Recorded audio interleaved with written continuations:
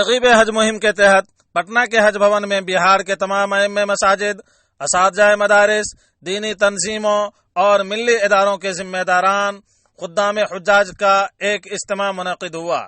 اس اجتماع میں بہار کے مختلف اضلاع سے علماء کرام، ائمہ مساجد، سماجی کارکن و دینی ادارے کے ذمہ داران نے شرکت کی اور ترغیب حج مہم کی کامیابی کے لیے سبھی شرکاء نے اپنی مکمل معاونت کی یقین دہانی کرائی۔ خصوصی کے طور پہ تشریف لائے ہوئے وزیر اقلیتی فلاح و بہبود محمد زمان خان نے کہا کہ وزیر اعلیٰ نتیش کمار کی ہمیشہ یہ کوشش رہی ہے کہ بہار کے حاجیوں کو کسی قسم کی دشواری پیش نہ آئے۔